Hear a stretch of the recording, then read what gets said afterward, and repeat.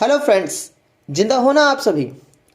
आज हम एक बहुत ही बड़े रहस्य से पर्दा उठाएंगे जिसमें हमें ये पता चलेगा कि क्या रावण सच में अधर्मी, शैतान, पापी, दुष्ट था या जो हमें बताया गया वो असत्य था। क्या रावण से बड़ा ज्ञानी धरती पर कोई नहीं। आज हम आपके साथ ऐसी 10 बातें शेयर करेंगे जो ये बात साबित कर देंगी कि रावण से बड़ा ज्ञानी धरती पर कोई था ही नहीं। तो देखते हैं कि वो कौन सी बातें हैं। पहला सत्य, रावण वेद और संस्कृत का ज्ञाता था। रावण को वेद और संस्कृत का ज्ञान था। वो सामवेद में निपुण था। उसने शिव तांडव, युद्धिशा तंत्र और प्रकुटा कामधेनु जैसी कृतियों की रचना की। सामवेद के अलावा उसे बाकी तीनों वेद का भी ज्ञान था। इतना ही नहीं, पद पथ में भी उसे महारत हासिल थी। पद पथ एक तरीका है वेदों को पढ़ने का। दूसरा सत्य, आयुर्वेद का ज्ञान। रावण ने आयुर्वेद में काफी योगदान दिया था। अर्क प्रकाश नाम की एक किताब भी रावण ने लिखी थी जिसमें आयुर्वेद से जुड़ी कई जानकारियां हैं। रावण को ऐसे चावल भी बनाने आते थे जिसमें प्रचुर मात्रा में विटामिन होता था। इन्हीं चावलों को वो सीता जी को दिया करता था। तीसरा सत्य, कविताएं लिखने में भी पारंगत। रावण सिर्फ एक योद्धा ही नहीं थे, उन्होंने कई कविताओं और श्लोकों की भी रचनाएं की थी। शिवतांडव इन्हीं की रचनाओं में से एक है।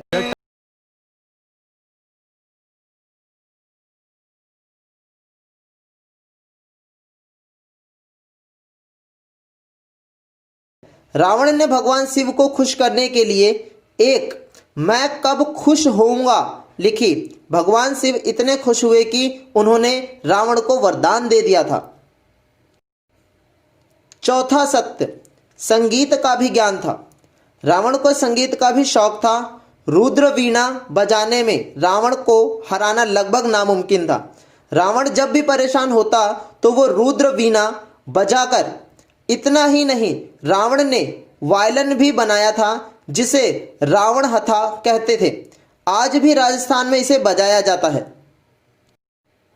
पांचवा सत्य, स्त्री रोग विज्ञान और बाल चिकित्सा में भी योगदान। अपने आयुर्वेद के ज्ञान से रावण ने स्त्री रोग विज्ञान और बाल चिकित्सा के ऊपर भी कई किताबें लिखी थी। इन किताबों में 100 से ज्यादा बीमारियों का इलाज लिखा हुआ है। इन किताबों को उसने अपनी पत्नी मंदोदरी के कहने पर लिखा था। छठा सत्य, रावण ने युद्ध के लिए की थी राम की मदद। भगवान राम को समुद्र के ऊपर पुल बनाने से पहले यज्ञ करना था। यज्ञ तभी सफल होता जब भगवान राम के साथ देवी सीता बैठती। राम के यज्ञ को सफल बनाने के लिए रावण खुद देवी सीता को लेकर आया था। यज्ञ खत्म होने के बाद जब राम ने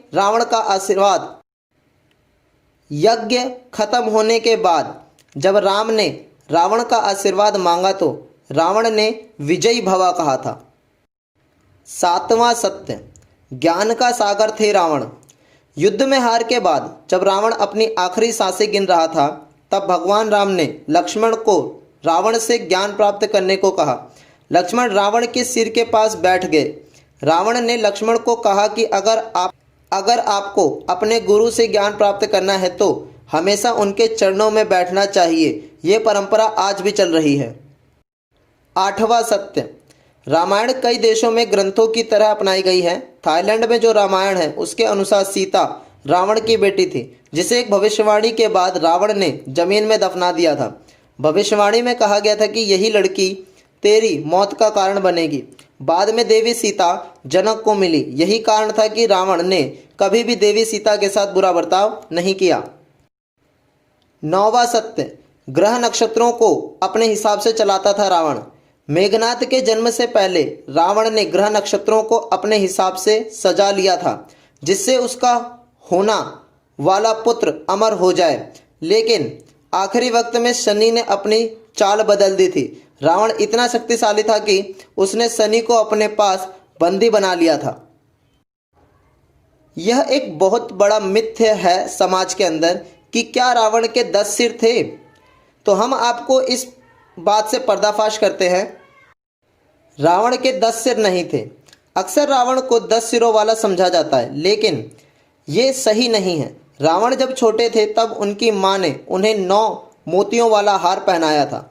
उस हार में रावण के चेहरे की छाया दिखती थी। साथ ही ये भी कहा जाता है कि रावण के अंदर 10 सिरों जितना दिमाग था। यही कारण था कि रावण को दशानन कहा गया है।